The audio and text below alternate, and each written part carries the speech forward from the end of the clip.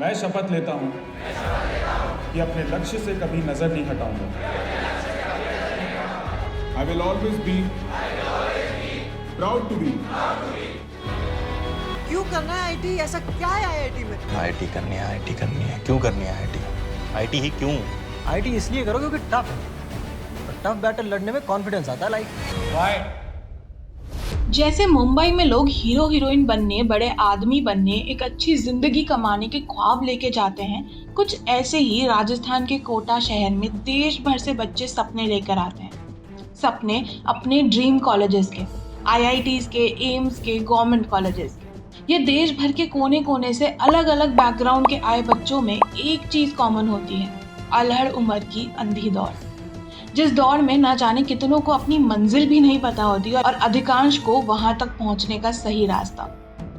इस भीड़ में हर कोई खोया होता है, न जाने किस दुनिया में, और कुछ तो ऐसे खोते हैं कि कभी मिल ही नहीं पाते। इस साल में यानी 2023 में सिर्फ कोटा में अभी तक 17 सुसाइड केसेस आ चुके हैं स्टूडेंट्स के। अब आपको राजस्थान के कोटा शहर में लेकर चलते हैं, जहां पिछले 24 घंटों में 2 छात्रों ने आत्महत्या की है। यानी ऑन एन एवरेज हर महीने में कोटा में 3 बच्चे सुसाइड कमिट कर रहे हैं। ये फिगर 2022 में 15 था, 2018 में 20, 2017 में 7, 2016 में 17 और 2015 में 18। और ये तो रिपोर्टेड केसेस वाला आंकड़ा है, पर ये सिलसिला शुरू हुआ कब, कैसे और क्यों, और इस इशू को सॉल्व करने के क्या तरीके हैं, जानते हैं आज के वीडियो में। The Kota saga. चंबल नदी के किनारे बसे राजस्थान के कोटा में एक 16 से 19 वर्ष के बच्चे का दिन सुबह 6 बजे शुरू होता है और करीब 11 बजे खत्म। घंटों की क्लासेस, टेस्ट्स, टारगेट्स, प्रेशर्स और सपनों के बोझ तले इस शहर में कॉम्पिटिटिव एग्जाम्स की तैयारी कर रहे हर 10 में से 4 बच्चे डिप्रेशन से ग्रसित हैं। लेकिन फिर भी 2023 में रिकॉर्ड ब्रेकिंग 2 लाख बच्चों ने कोटा की अलग अलग कोचिंग्स में अपने आप को एनरोल किया। पर सैडली इसमें से आधे से ज्यादा बच्चे अपने पेरेंट्स के कहने पे कोटा है, या सिर्फ इसलिए क्योंकि वो डायरेक्शन लेस थे। पर कोटा तो पहले से एक इंडस्ट्रियल सिटी था। यहाँ एजुकेशन इंडस्ट्री की स्थापना की 1981 में वीके बंसल सर ने, जब कोटा में बंसल क्लासेस स्टैब्लिश की गई, जिसमें पढ़ रहे बच्चों की सक्सेस के बाद 1985 तक कोटा आईआईटी की तैयारी के लिए जाना जाने लगा। सालों साल में बंसल क्लासेस के बाद यहाँ अनेक कोचिंग सेंटर्स एस्टैब्लिश हुए। इनमें से कुछ जाने माने नाम है vibrant academy, FIITJEE, resonance, Allen और अब फिजिक्स वाला भी। कोटा की जीडीपी में एक मेजर कंट्रीब्यूशन इस कोचिंग इंडस्ट्री का ही है, जो कि वहाँ की एक मल्टी बिलियन डॉलर इंडस्ट्री है। पर फिर प्रॉब्लम कहाँ है? कुछ महीनों पहले तक की बात करें तो कोटा के इस कोचिंग एम्पायर का बादशाह था एलन, जो स्टैब्लिश हुआ था 1988 में और जिसमें करंटली 1.23 लाख बच्चे पढ़ रहे हैं और जिसकी करंट वैल्यूएशन 15,000 करोड़ है। In fact there is a distinct city in the city of Kota जिसे एलन सिटी कहा जाता है। पूरा कोटा मात्र में एलन की 24 बिल्डिंग्स है, जिसमें से हर एक बिल्डिंग की कैपेसिटी हजारों में है। पर अब तकरीबन 1 साल से एलन की टक्कर में खड़ा है फिजिक्स वाला, जिसे अलख पांडे और प्रतीक महेश्वरी ने 2020 में चालू किया था और जो कि कुछ साल में ही 1.1 बिलियन डॉलर्स की वैल्यूएशन पे खड़ी है। एलन की हाई फीस के अगेंस्ट फिजिक्स वाला का सबसे बड़ा शस्त्र है कई गुना कम फीस में क्वालिटी एजुकेशन देना और एजुकेशन को भारत के हर बच्चे के लिए एक्सेसिबल बनाना। और इन दोनों कोचिंग जायंट्स के बीच इनफैक्ट कोटा के सारे ही कोचिंग इंस्टीट्यूट्स की आपसी प्रॉब्लम्स और कंपटीशन के चलते यहाँ के बच्चे बहुत सफ़र करते हैं। इन कॉम्पिटिंग इंस्टीट्यूट्स के बीच talent poaching, basically teacher poaching बहुत कॉमन है। फॉर इंस्टेंस, जब फिजिक्स वाला ने अपना ऑफलाइन कैंपस कोटा में खोला, कई टीचर्स एलन छोड़ के फिजिक्स वाला में चले गए बीच कोर्स में, यानी बच्चों को बीच में छोड़ के। इनमें से कुछ ट्रांसफर्स वॉलंटरी थे पर अधिकांश खरीदे हुए। ये एक सिचुएशन एजुकेशन इंडस्ट्री में पॉलिटिक्स को घुसा देती है, जो कि हेल्दी नहीं है।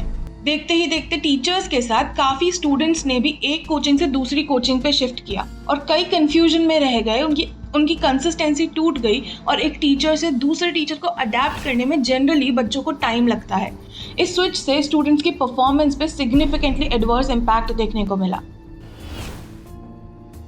मोस्टली कोचिंग इंस्टीट्यूट्स का फोकस रिजल्ट्स पे और नंबर ऑफ सिलेक्शंस पे रहता है, जिसके लिए स्टूडेंट्स पे काफ़ी परफॉर्मेंस प्रेशर रहता है। बच्चों को अच्छा ना परफॉर्म करने पे पीछे वाले बैचेस में डिमोट कर दिया जाता है और रैंकर्स को preferential treatment in fact coaching centres के थ्रू लग्जरीज प्रोवाइड की जाती है। ये कल्चर एक अनहेल्दी कंपटीशन और बच्चों की अनस्टेबल मेंटल हेल्थ में रिजल्ट करता है।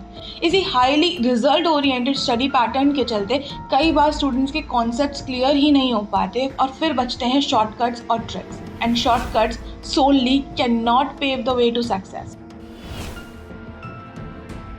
जिस दिन एक स्टूडेंट एनरोल होता है कोटा की किसी कोचिंग इंडस्ट्री में, उसके माइंड को जनरली ये ट्रेनिंग मिलनी शुरू हो जाती है कि IITs या एम्स के बच्चे ही लाइफ में सक्सेसफुल होते हैं, and gradually this becomes the end of their world and sadly in some cases the end of their lives as well. ये टॉक्सिसिटी भला कैसे किसी के माइंडसेट को सही रख सकती है? 16-17 की उम्र में जब बच्चों पे ये सक्सेस और फेलियर का टैग लगता है, ये बस 2 साल का टैग नहीं होता बल्कि कई केसेस में काफ़ी लंबा चलता है।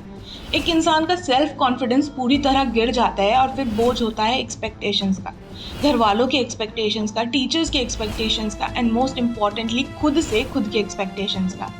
माँ बाप अपने बच्चों को कोटा में पढ़ाने के लिए लाखों की फीस भरते हैं, टॉप बैचेस में डालने के लिए इतने पापड़ बेलते हैं, पर काश कोई सक्सेस खरीद पाता, क्योंकि जीत तो कमाई जाती है।